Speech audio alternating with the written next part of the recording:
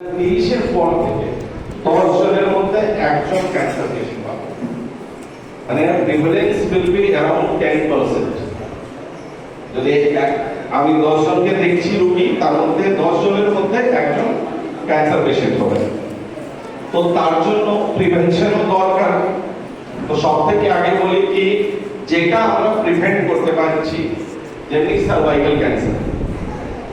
আগে ইন্ডিয়াতে cervical cancer was the most common cancer, সবথেকে বেশি সার্ভাইকাল ক্যান্সার ছিল।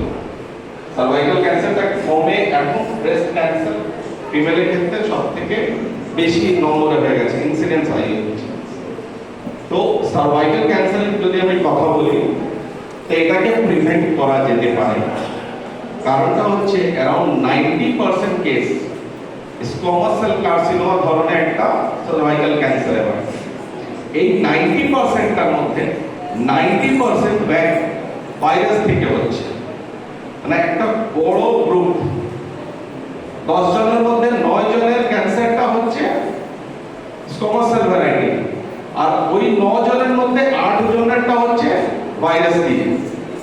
তো যদি ভাইরাসের अगेंस्ट ভ্যাকসিন আছে, যদি আপনারা ভ্যাকসিনেট করাতে পারেন, তাহলে এই ক্যান্সার থেকে রোগথাম করা যেতে পারে।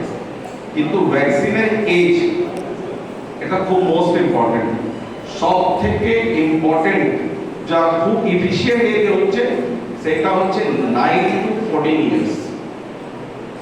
9 বছর থেকে যদি 14 বছরের মধ্যে কোনো মেয়ে ছেলেরা আছে, তাদেরকে যদি আমরা ভ্যাকসিনেট করতে পারছি, সেটা মোস্ট এফিশিয়েন্ট, কস্ট কাটিং।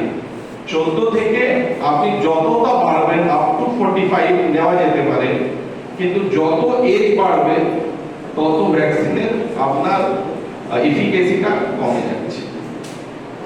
ঠিক আছে। তেমনি ব্রেস্ট ক্যান্সারকে প্রিভেন্ট করা যেতে পারে আগে থেকে। Lung cancer, prostate cancer, colon cancer, সবটা আপনি কিছু আগে যদি স্ক্রিনিং এ থাকুন, যদি চেকআপে থাকুন, তাহলে এটা প্রিভেন্ট করা যেতে পারে। খারাপ কি লাগে, প্যানক্রিয়াটোবিলিয়ারি ক্যান্সার, গলব্লাডার ক্যান্সার, যেটা খুব বেশি করে আমাদের ওয়েস্ট বেঙ্গলে পাচ্ছি, সেটা বোঝা যাচ্ছে না। গলব্লাডার হচ্ছে, লাং ক্যান্সার হচ্ছে, প্যানক্রিয়াস ক্যান্সার হচ্ছে, সেই ক্যান্সারগুলো আমরা খুব ভালো করে ধরতে পারছি না। আর যখনই আমরা ধরতে পারছি, তখন অলমোস্ট এটা লাস্ট স্টেজে যাচ্ছে, তখন ট্রিটমেন্ট সেরকম পসিবল না। তো দুটো জিনিস হলো, আপনারা সবাই তো হেলথ ওয়ার্কার, ঠিক আছে।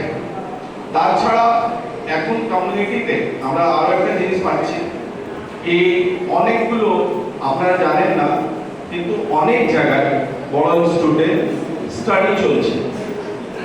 স্টাডি মিন্স একরকম বলুন কি, কিছু মেডিসিন দেওয়া হচ্ছে পেশেন্টদেরকে।